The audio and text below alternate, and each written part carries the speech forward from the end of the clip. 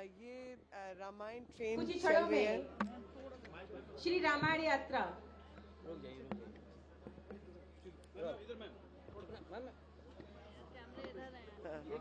तुम इधर आ जाओ ना भाई। इधर आ जाओ ना, मेरे पास आओ, इधर आ जाओ। हाँ, मेरे पास आओ, अब लगाओ। ठीक है, रोल।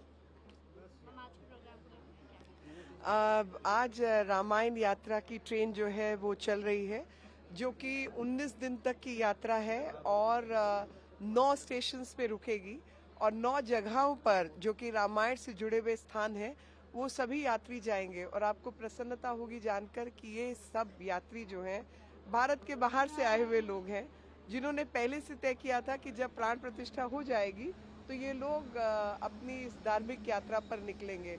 तो चाहे वो नंदीग्राम है या चित्रकूट है, सीतामढ़ी है, बक्सर है, तमाम ऐसी जगहों पर जाकर भगवान राम के प्रति समर्पण के भाव से उनकी जीवन से शिक्षाएं लेते हुए अपने जीवन में उसको ढालने का प्रयास करते हुए, जो कि भारत की आत्मा के रूप में आज भी जीवित है कि हर व्यक्ति जो है वो चाहता है कि पत्नी कैसी हो तो सीता जैसी हो, राजा कैसा हो तो राम जैसा हो, भाई कैसा हो तो भरत जैसा हो या लक्ष्मण जैसा हो।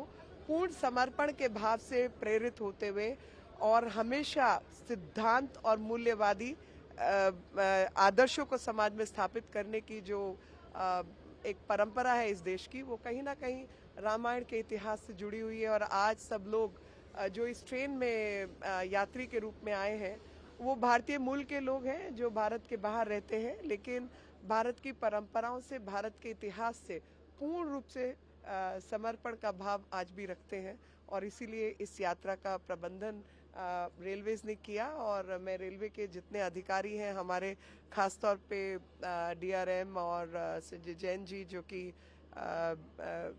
जुड़े हुए हैं आईआरसीटीसी से भी, उसके प्रबंधक का अधीक्षक हैं, तो सबकी ओर से और अपने रेल मंत्री अश्विनी वैष्णव जी को मैं धन्यवाद देना चाहती हूँ कि हम सब की प्रेरणा में कहीं ना कहीं मूल रूप से प्रधानमंत्री मोदी जी का भी छाप जो है वो दिखाई देती है कि किस प्रकार से समाज में सही मूल्यों को स्थापित करें, सबका साथ, सबका विकास को लेकर आगे बढ़ें और जो सच्चाई है, जो अच्छाई है, वो सबके आत्मा से लेकर कार्यों में कहीं ना कहीं सिद्धि की ओर दिखाई दे।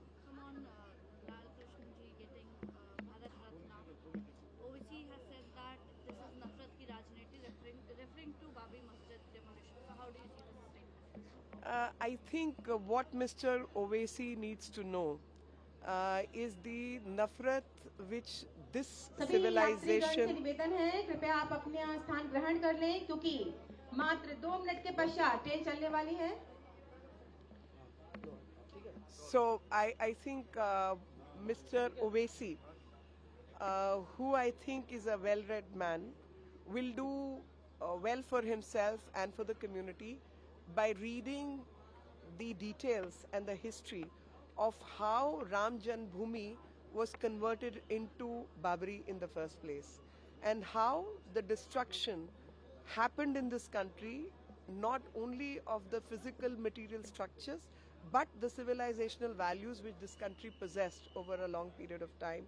It would do well for him that communities which may exist today as different communities are all one community. We are all one people, and our brothers and sisters were forced into different kind of makeups at different points in time.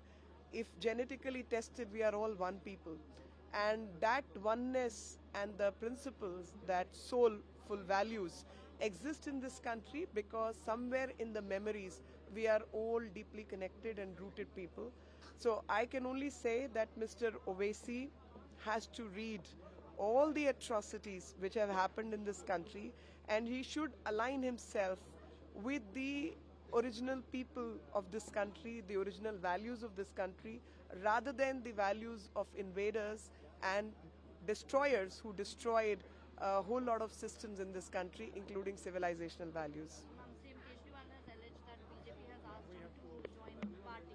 So how do you, he today in the press conference he said that BJP is offering him to join Bharatiya Janata Party. Is he crazy?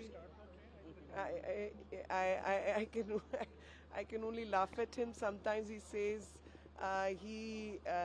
his MLAs were offered money and now unable to prove that because people have gone to the police. He's cooking up this story. This is completely crazy because all I can say is that the kind of corruption he's engaged in and the kind of violations of law he has done with impunity, he does not have any right to claim any kind of immunity 7 from बज चुका the law है। सभी itself. यात्री